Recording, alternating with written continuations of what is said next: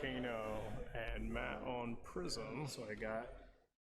Yeah, I feel like this is just like a terrible matchup for Kano. For Kano? Yeah. I guess you just like don't block heralds super effectively. Yes, you don't block Herald super effectively. You can't deal with auras. So it's just like, what do you do? Kill them as quickly as possible. That's kind of your goal. And there's usually some variable of Arcane Barrier. I mean, I feel like it's a really hard matchup for Kano. It probably is. And like, starting at only 30 life, you don't have as much of a buffer against those heralds as everyone else. Speaking of which, I need to go fix that for them. Because the 40 life Kano sounds pretty good.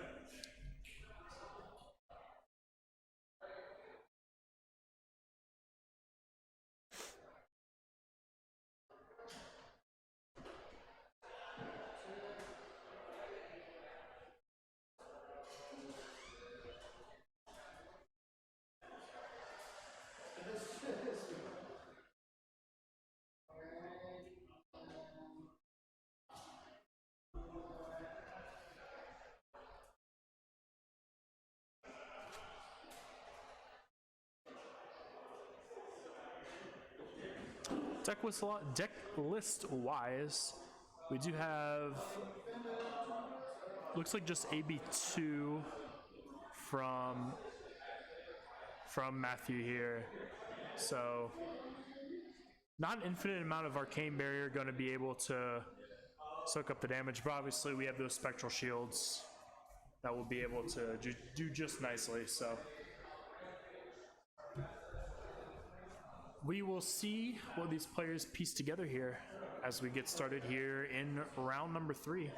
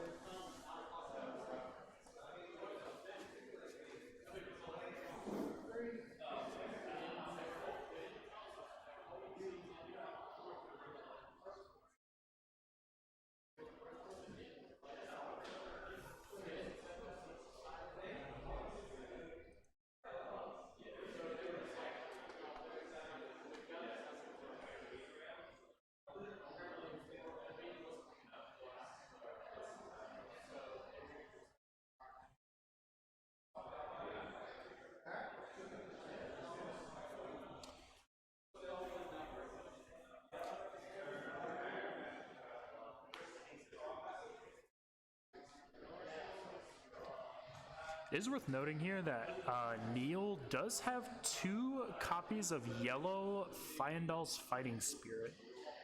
So Neil not without poppers necessarily. But those do appear to be the only Phantasm poppers in the list. So we'll see if those come across in a timely manner for Neil here, or if the Heralds will just be a little too overwhelming for him to overcome.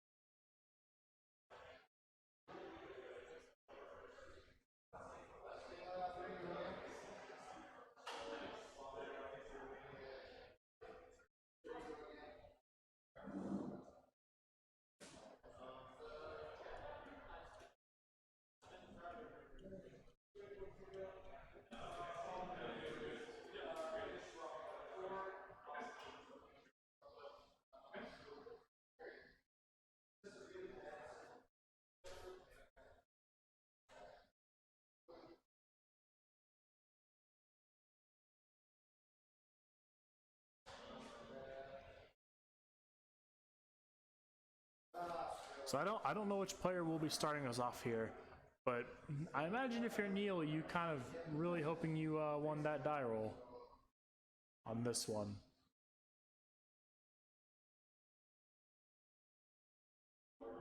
Does look like Matt's going to be taking the lead. Gonna be a Herald to lead with the Soul Shield on pitch. That Herald is going to have go again. Gotta go and cover that up. Second Herald, just a blue one, so not nearly as much damage coming across on the second go.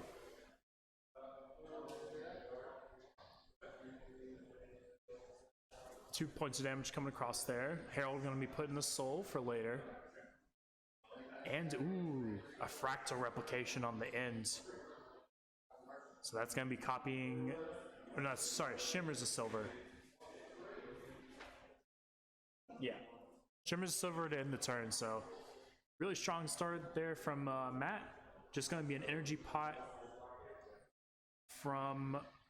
An energy pot to start from Neil is going to go ahead and have a Kano activation. I believe that is a Lesson in Lava that was banished off the Kano.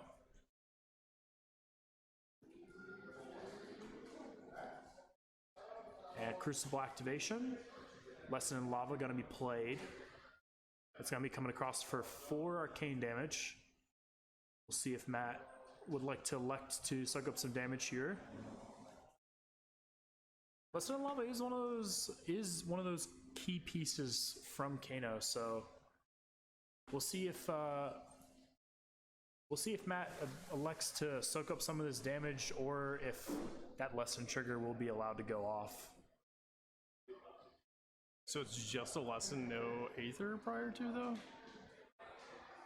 Yeah, it's just, yeah, Crucible activate. So we started the turn with an energy pot, we activated Kano, and then Crucible Lesson in Lava, or Lesson in Lava was the hit off of Kano.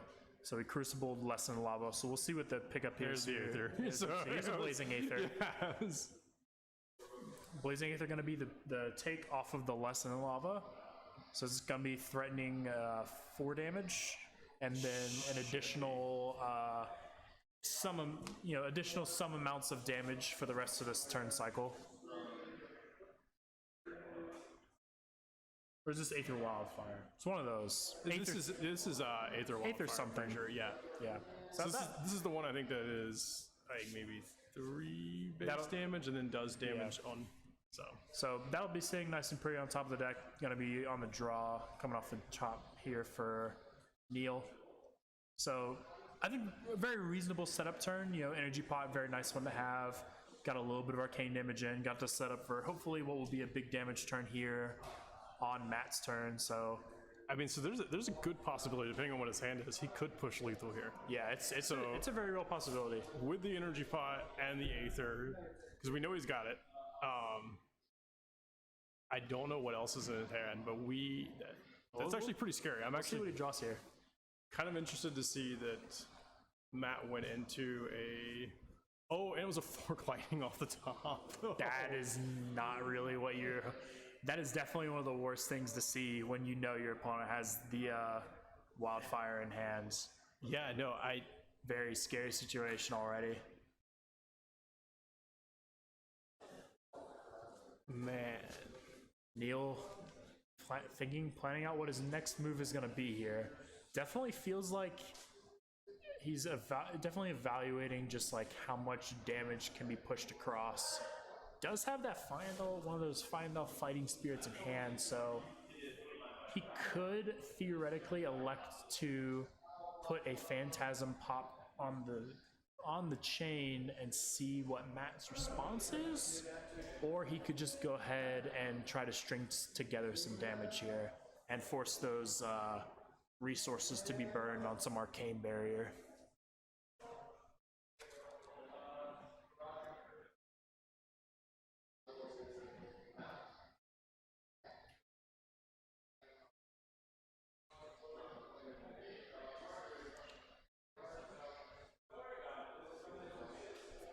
Is gonna elect to pitch a tome, and I don't know what that other card is, but Ragamuffin's Hat gonna be popped. Gonna draw, put that wildfire back on top of the library. Here comes the wildfire off the top, off of the Kano activation. So we're going to see the energy pot broken here to get some of these other cards to be played, but that will be a very significant amount of damage depending on how much Arcane Barrier Matt can present here.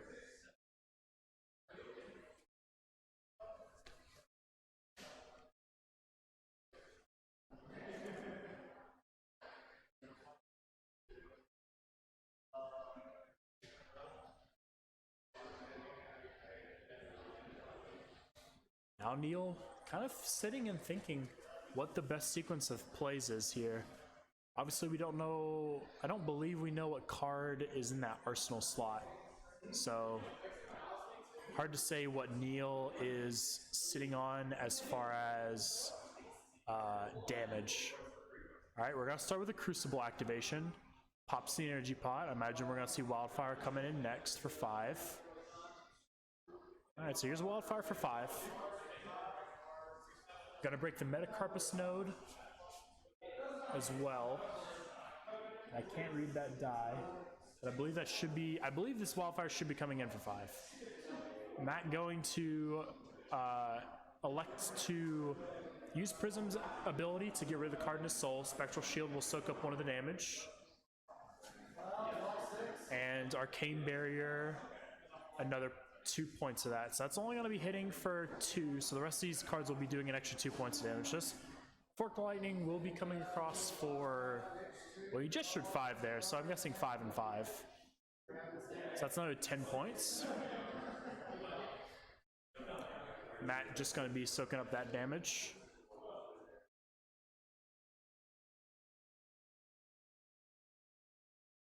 Does Neil have anything else here to possibly play off these Storm Striders as the question? Or is that the whole kit and caboodle for the turn? Looks like that's going to be it, so he's going to take 5 off of the 7 off of the War Tune Herald, and then another 1 off of the Shimmers, or 2 off of the Shimmers of Silver. And now I believe Matt should be at 23, Neil at 19, so Neil can definitely like continue to scrape into this game, but already using his 2 biggest points, 2 biggest pieces of equipment as far as combos and combo enablers are concerned to push as much damage as possible that turn. So we'll see how Neil looks as far as being able to close this game out.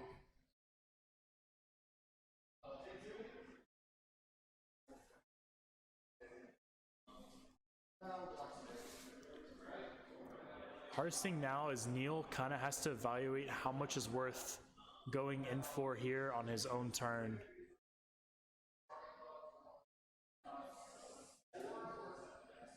Actually, it looks like we are at Neil. It looks like Neil might have passed priority here, and is just waiting to go to his end of turn to draw up. Matt possibly tanking on and playing an aura here in response to that. Not a ton of auras in Matt's list, but it does look like Genesis is going to be the play, which is definitely one of the auras that you want to be seeing at the end of turn. So Neil going to draw up. We'll see if Matt has the card for his Genesis trigger here. He does. So War Tune Herald. Like that's going to be a Spectral Shield and a card. All right, we're going to get an attack for 1. Very modest turn cycle here. You really just have to elect where you want that counter to go. So Shimmers of Silver is going to be coming in for 3. Now Neil picking up the grip, going to take a look. You do know this is the last game action your opponent's going to be taking this turn, so you're just going to kind of, if you want to go for it, now might be the time to do it. So another Forked Lightning off Another the top. Forked Lightning off the top. Crucible activation. And I imagine we're just going to see Forked Lightning come in for 6 here. So the big issue here is that the Genesis is really just going to take over the game. Yeah, those spectral shields are bad news. You're going to get built-in Arcane Barrier, and then with it also netting cards. So I mean, it's just like going to be really detrimental. Now, there's a Tobin File all to pitch. Here comes Forked Lightning. This is coming in for 3 and 3. Does look like all those points are going at face. Also, I think I think Matt needs to update his life total on the pad. I think he should be at 20 something after last turn. 21. There you go. Oh, the Kano matchup. Yeah, Kano and What style Kano is this? Nothing too crazy spicy. It's only the one deja vu. Yeah, he is playing. You can tell he definitely is hedging for the Dracai matchup. He's playing 6 copies of Singe. Okay. But he's also playing 2 yellow Fyendal's Fighting Spirits for the Prism matchup, I'm assuming. It's an interesting one. Yeah. So he has poppers here if he needs them, but we'll see if he gets around to using them. We do have a Shimmers of Silver with 3 counters on it. Neil is already at 14. He's gonna play a Potion of Deja Vu and pass priority back. Matt now gonna tank on if he would like to play another Aura. Looks like he does not, so it looks like we've got a big Herald turn coming here from Matt. Matt is running a significant number of Heralds today, so more aggressive. Yeah, for sure. We've got, Miraging Metamorphs, Phantasmaclasms, Fortune Herald, full Wartune Herald suite, Erudition, Protection. Wow, yeah. It's a very he's actually running pretty slim on auras, and the auras he is running are ones that it's the good value are ones. just Genesis, a big impact, like this Genesis here. All right, there's an Ode to Wrath. Oh no, Parable of Humility. Here comes a Herald of Protection, I believe that is. Alright, gonna have a Kano activation in response. This is probably the time to do it. If you're not gonna be blocking this Herald here, you wanna make sure that your opponent doesn't manage to generate another Spectral Shield before getting across your damage.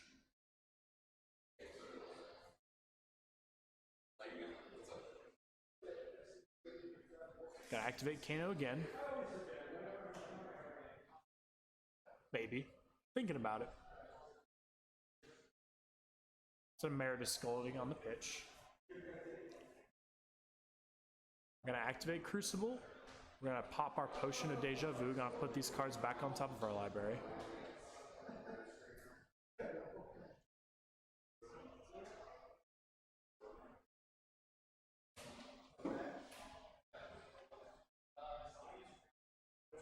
Matt just gonna take a grip, see what's going on top here. Make sure he has a good understanding of what's coming here from his opponent, which is, get that information is gonna kind of inform what your next turn cycle looks like. Not only just for this Kano activation, but also just the whole turn cycle. So it looks like a Tome. We got Tome of the Aether Wind, I believe. Some kind of tome. Yeah, Tome of Aether Winds. Gonna draw 2 cards. He's gonna put those 2 cards he put back on top, back into his hand. So now he's got plenty of resources here. But mostly just missing those big sources of damage that he's really gonna need to close out this game. But we'll see what these Kano activations find for him.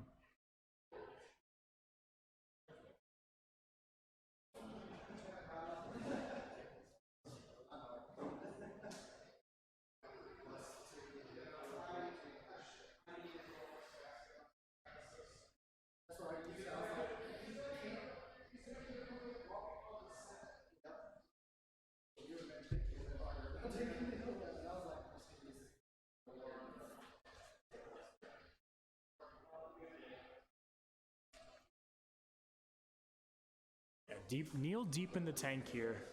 This is potentially a really big turn, so when you're taking a turn like this as Kano, you want to make sure that you're not missing any amount of damage that could lead to you looking back on this game and regretting what was missed. Alright, Emeritus Scolding gonna block a couple points of this Herald of Protection. A little bit of damage is going to get in there. Spectral Shield going to be made. Herald going to go into the Soul. Or maybe that was Triumph. It might have been Herald of Triumph. It's hard to tell. Shimmers of Silver gonna come in for 4. Neil just gonna take it on the chin. Genesis coming in for 1. Spectral Shield coming in for 1. This is probably where I imagine Neil's gonna opt to find his spot. All right, he's gonna pop this Spell Break Cloak. That'll give him some that'll give him a point. So, Aether, Aetherize? What card is that? A snapback. Snapback. So it's gonna come across for 2 Arcane, which is gonna stop these Spectral Shields from having that go again. Matt will lose his action point, which means that if he was hoping to follow up with a Herald here at the end of this combat chain, he will not get the opportunity unless he elects to AB2 here with his Null Rune and Crown. Was the Emeritus Scolding blocking?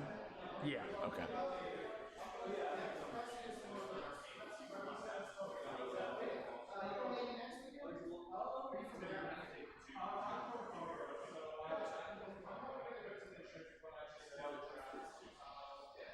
Matt has a pretty solid life total lead right here.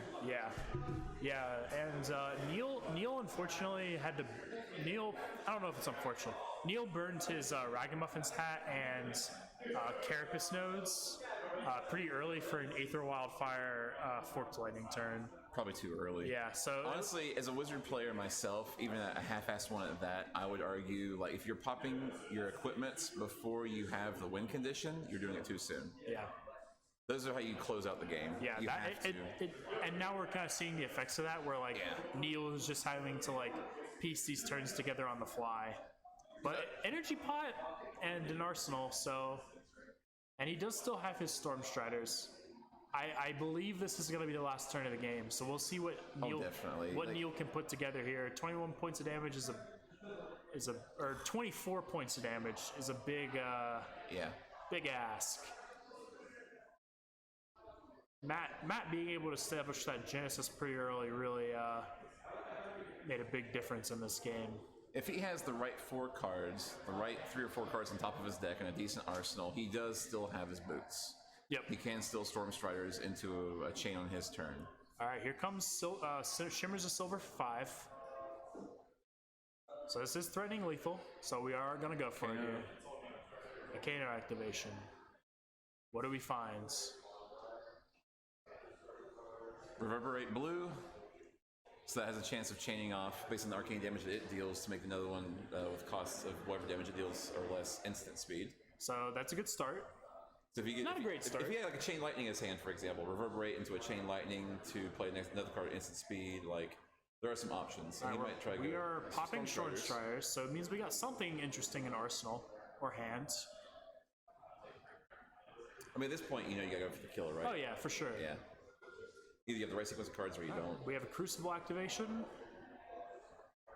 So with the Reverberate, it looks like he has a Tomb of Aetherwind in hand. So that's a good one. Cards.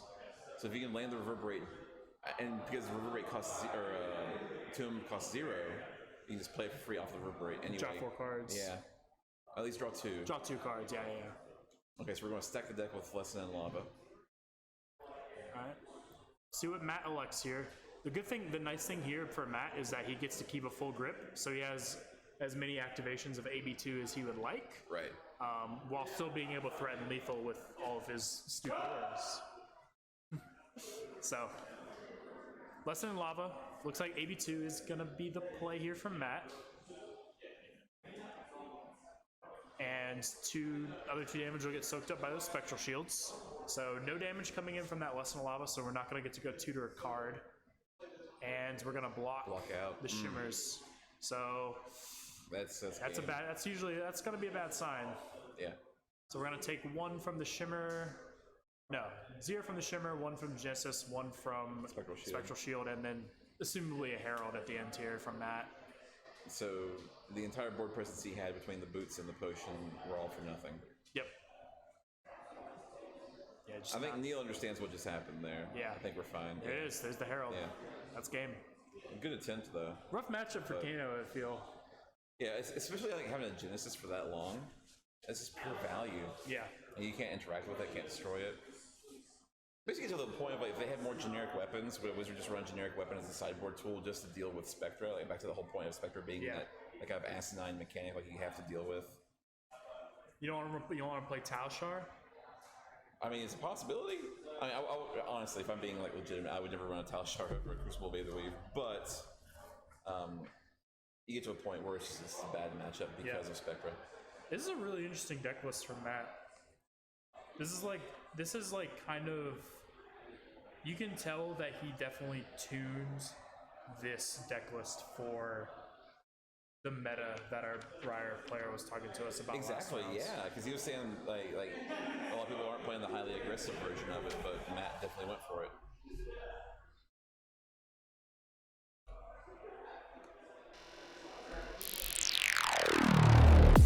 Yes, that'll bring us to the round of our round three. So we're gonna have a little bit of time. We'll bring over one of those players to have a little talk with us, and then we'll. Who think would be more interesting? We know Matt W well enough. I almost feel like we should talk to Neil. Neil, why did you go on this playing wizard? I love seeing like the Aether eyes brought in here as a single one of. I'm really interested to ask him about his Findall fighting. Like what led him to bring Findall's fighting spirit? What led him to bring yellow Findall's fighting spirit? And what led him to bring 2 copies of it specifically? Yeah.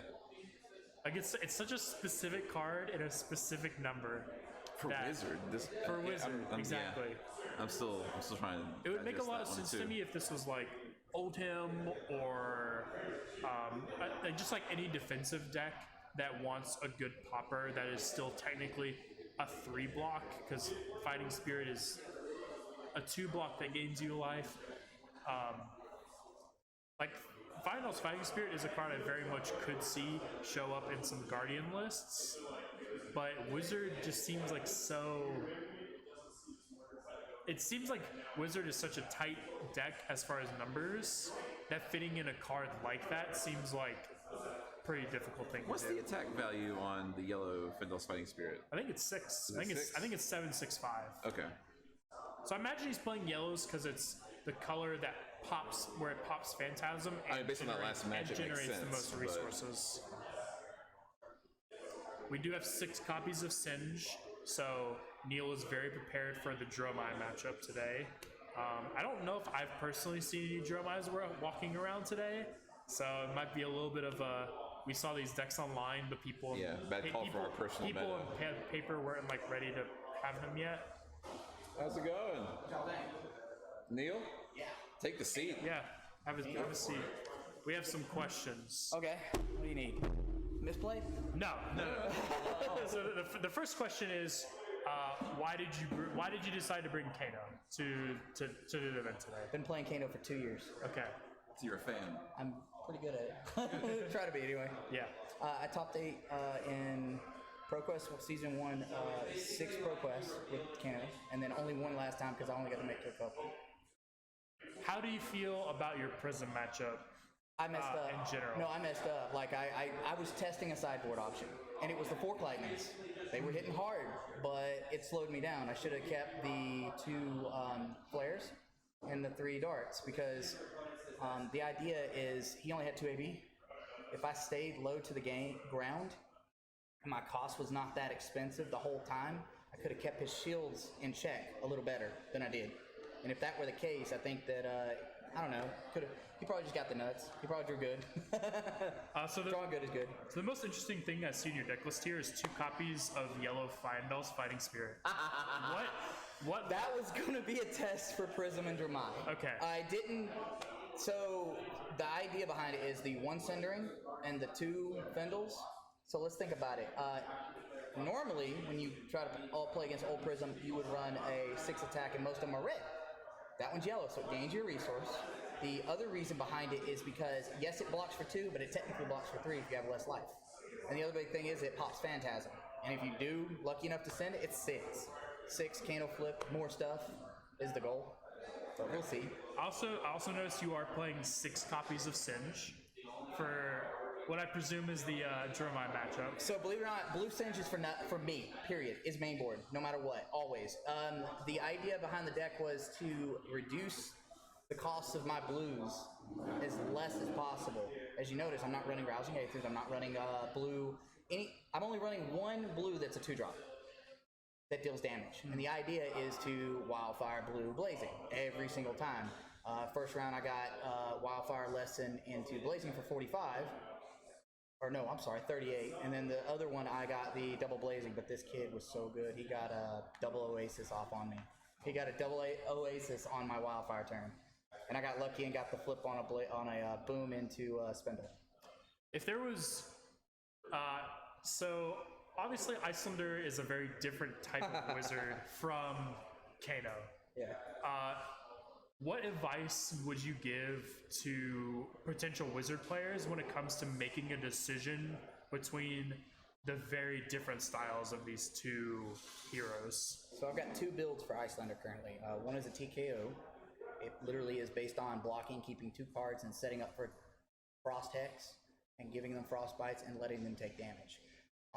It can kill them for 30 damage in 1 turn, if you do it right. But it takes too much setup. It's not hard because you're consistently blocking. It takes a lot of setup, and then Moon, your Moon staff. Yeah, thank you. Yeah. It gets in there and it pegs them for a little bit of damage.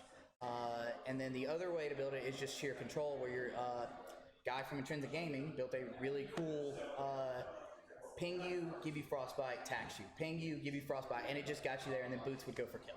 More of a chipping attrition kind of style. Yes, okay. Chip control. So you can play the fuse cards and then use the Amulet of Ice. Okay. And then make them discard on the fuse, and then you make them discard again because you play what is it? Is it Encase Ice? The one that when you fuse they have to discard. Yeah. Unless they pay 2. Yeah. So you would run that and do it. As far as I think honestly right now the only thing that I'm scared of today is an Oldham. I'm not scared of Icelander because I don't see her. Right. But if I had to play against her, it's a very, very slow chip game, unfortunately. It's extremely slow. Do you expect to go to time in that matchup? Win.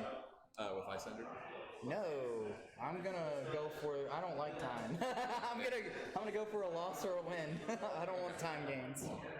I'm saying that just based on the way the deck plays, like with the arcane barrier within the class equipment itself, does it force us to go, even if you're playing as efficiently as possible, do you think it forces you to have to be going closer to time just because of the way it interacts? You can go off on top of her. That's the advantage that Kano has. So if you, on your turn, go wide enough to take out, 3 to 4 cards out of their hand, your goal when playing around your yellow Tomb of Fendels out of your arsenal to gain life back, your goal is to play around those and then hopefully rip enough cards out, which I have a sideboard for, go tall enough to rip cards out of her hand, and then what do they call it? On her turn on the draw up, she won't have anything, and you'll have your Wildfire and Arsenal, and you go for the combo. That's ideally what you want, but you could always throw them off and do Emeritus Scalding on their turn, or the Fork Lightning and Stir. It's good ways to do it. And a really neat thing is they pop boots, and then they play something, and they try and kill you, and you go rewind. Yeah. It's adorable. That's all the questions I have. Do you have anything else? The other thing is that I appreciate Wizard for what it is as a class, and I've personally had it built since 2019. I think getting into Crucible of War, into Everfest, each time you get a few more tools, almost the same kind of treatment we hope Azalea will eventually get. I was getting some of those new tools, but now Wizards kind of getting some of those pieces. I think in the very beginning of Gaze the Ages, into Snapbacks as some good Crucible support, and Everfest gave you Wildfire. I feel like this set gave us the best support other than Wildfire since Wildfire. Really? You reduce the cost of the deck because of darts. Okay. You reduce the cost dramatically. Stay at the top end cost. And I have Spell Cloak allows me to win on turn 1 or 2 or lose on turn 1 or 2. Okay. I don't have to wait on Tunic. Okay. Tunic is literally for the Icelander and Oldham, not even mine. Or Classic Bravo, depending. If I know them personally and I know that they're going to have AB, sure. If I don't, I'm going to run it anyway just in case. Okay. But it's pretty fun. So the last question I would have, from a design standpoint, I love seeing how LSS designs legendaries or majestics for the future. What's your opinion on the brand new legendary Wizard chess piece? I hate it. You hate it? I hate it. It's an Icelander only card. Okay. I mean, I'm gonna be honest with you, and it's only for matchups, certain matchups. Anything that suits Very niche, HP. definitely. It's a normal Yeah, sideboard well, I mean, legendary. it's good with Moonwish, or I call it Moonwish because of my old cat Battle Mage build with Kano. The Moonrod, what is it called? Yeah. Waning Moon. That's why I don't use it. Kraken's Aether Vein? Huh? Potentially Kraken's Aether Vein? Kraken's really bad. It is bad. Kraken's really bad. If they gave us a way to pump, I was reading through the cards very detailed, and I was Trying to find something that gave arcane damage. yeah, accidentally. Well, Yeah. I went as far as to looking at the rules to see the difference between playing a card and attacking with a weapon, or using a weapon to see if it was. But it specifically says play from hand, so or arsenal. Excuse me. Right. Usually I was like, I use like a card or something to get buffed. Or play from banished zone if allowed. Right. And here's my opponent. Y'all should get with him. Think about the match. Was it fun to watch? I'll get out of the way. You come sit. It's 50-50. Take a seat. Come sit. But from a design standpoint, I love what the chess piece, the legendary chess piece, wants to do. Yes. I think that the problem is we need more classes to deal arcane damage. So, Whining Moon, Yeah. there we go. It's very strange in Kano. I've tested it, and it's very.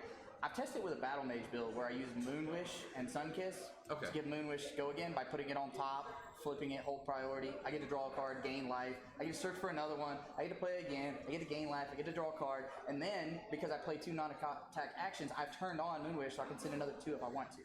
Okay. It's really neat to go wide like that and draw. And then on top of that, I still have drew 2 cards back, replaced them. So that means I got 2 blues in hand. I can do a Kano flip, do a Voltic Bolt, do something silly, you know? Even though I hate Voltic Bolt now. Best luck with the rest of your day. Yeah, man. Thanks for being here. We appreciate it. Thank you. You want to talk, Matt? Sure. You don't have to. I'm a shy boy. No obligations. Are we on stream? Yeah. Yeah, always live. Oh no. I Yeah, don't know if I can- there's 13 people Oh, watching. no. I don't know if I can share my face with the world. There you go.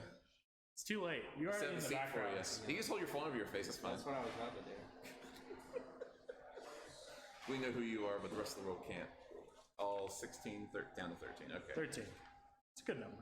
No one's talked in the chat in a while. I don't blame them. That's normal. Yeah.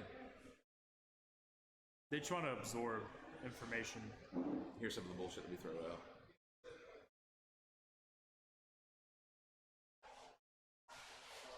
So what you need to design is a little clip you can put on your hat to hold your phone over your face so no one can see you. Nice. Get the memes ready. So, obviously, people were expecting Prism to be a top dog going into this season in general. What made you lock in on Prism as your hero to play? Well, my Prism's actually different than most Prisms. Mine is extremely aggro. I love playing aggro decks. I played Viscera and Starvo previously, so being able to play aggro but also have the ability to sideboard into control sometimes is really good. You'll see later on if I'm on stream, I'll be doing 28 damage turns. I'll be racing Briars. I'm not blocking Briar. I'm not going for a value engine Prism like most Prisms do. That game was different because I needed the damage prevention. So when it comes to building Prism in general, what's kind of your main philosophy for approaching her as a hero? I just want to do most damage as possible. Favorite card in the deck is Fractal. Sleeper card in the deck is Blue Enigma Chimera. Just because it doesn't leave the chain. And post Uprising, what was kind of the biggest shift you felt either in the meta or for Prism herself? Can you give me an example? What do you mean? So, when we get all these new heroes, and also now that we have 2 heroes that got living legends, what do you feel like was the biggest change that you had to account for as we were moving into this because Uncharted territory? Starvo and Chain got banned. And we had 3 new heroes come into the meta. So what did I have to think a lot about? I honestly just maximize damage. The heroes right now are super strong. They're all trying to do a ton of damage. As long as Briar's out there, you have to always be able to race Briar or have a plan against Briar. And then as long as Oldheim's out there, you've always got to have a way to beat Oldheim. So I was looking for the deck that just has 50-50 into most decks, or just doesn't lose to Oldheim. Because I don't want to have a deck that just insta loses to something, and hope I dodge it. You know, you could say like, well, Prism loses to Rhinar. It is true. It's extremely unfavored, but there's not a lot of Rhinar players, so The odds are more in your favor that you can actually. that I would dodge a Rhinar, yeah. But Over like a Bravo. over like other I couldn't general classes. probably can't dodge an Oldheim. If I'm playing in a tournament and there's 9 rounds, I'll probably play an Oldheim. So Do you have any other questions you wanted to ask? Yeah, like kind of branching off your question, like we talked about it earlier on the stream. It seems like there's like a design shift now. I feel like Uprising had a lot more design towards potential like tempo or control matchups between like Dracai or Icelander. Going forward, saying you built this deck to be as aggressive as possible, do you think after like Dynasty or the next set, and we're talking all theoretical, so there's no like right or wrong answer, obviously. Do you think LSS has kind of learned how to create more of like a synergistic balance between like aggro, tempo, and control, kind of like how Magic has set up for so many years? Do you think we're actually getting to that point with the hero design?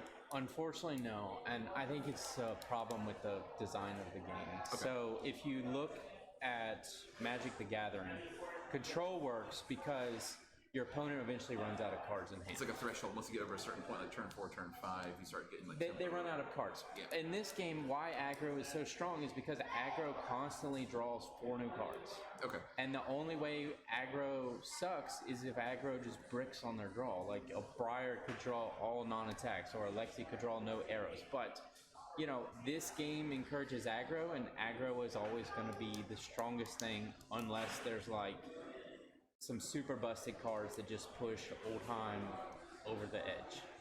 At that point, do you think it becomes Oldham, something like that becomes the top tier deck, almost like in a starter sense? Like just because it has the right tools it needs to overpower the whole aggressive scene, it just kind of owns the meta until it's time for it to pass from League of Legend points? Yeah, I think like not seeing the new cards and assuming Prism would rotate out because she only needs 33 wins. She's already got 4.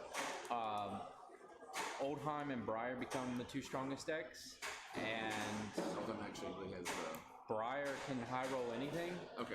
so that's why Briar's there. But yeah, I don't know. It's always going to be an aggro game. Okay.